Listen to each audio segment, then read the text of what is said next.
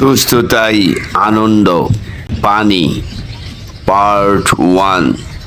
পানি বেশি বেশি জাল দিলে কঙ্কাল হয়ে যায়। পানি দিয়ে সাবান ছাড়া হাত ধুইলে হাতের লেপ্টে থাকা ময়লা হাতে খাবারের মাধ্যমে পেটে প্রবেশ করে। আমরা সাবান স্প্রে হ্যান্ড ওয়াশে দিয়ে হাত ধুই।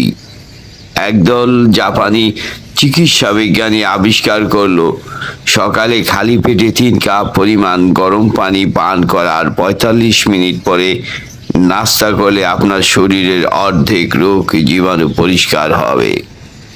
আপনি তৈলাক্ত খাবার, পোলাও, বিরিয়ানি, মাংস খাওয়ার পরে গরম পানি খেলে খাবার সরাসরি পাকস্থলীতে পৌঁছায়। এটা ওয়াটার থেরাপি। তাই আপনি সাময়িক স্ট্রোক থেকে নিরাপদ। আমার বাপ দাদারা গ্রামে গঞ্জে অফিস আদালতে 100% পরিশ্রম করত। তখন নানাবিধ অসুখ হতো না। পাহাড়ের মানুষগুলো সমতলের চেয়ে সুস্থ বেশি কেন? পরিশ্রম পরিশ্রম পরিশ্রম করুন।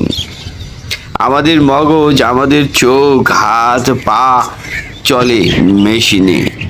মেশিনের কাছে মানুষ বন্দী কেন? আমরা অঙ্ক ভুলে গেছি সবাই। ক্যালকুলেটর ছাড়া আমরা এখন অচল। আমাদের দিনে 3 বার গরম পানি পান করলে আপনার শরীরের রগের ভিতর জমে থাকা ময়লা, রোগের জীবাণু, কোলেস্টেরল ধুয়ে আপনাকে সুস্থ রাখবে। রগের ভিতর গরম পানি চলাচল করলে আপনি সুস্থ।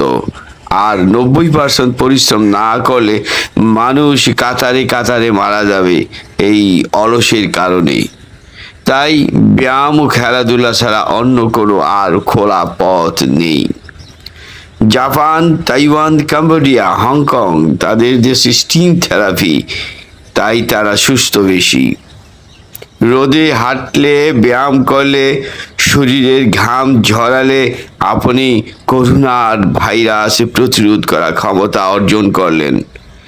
আমরা বেশি বেশি ব্যায়াম করি, আমরা বেশি বেশি পরিশ্রম করি।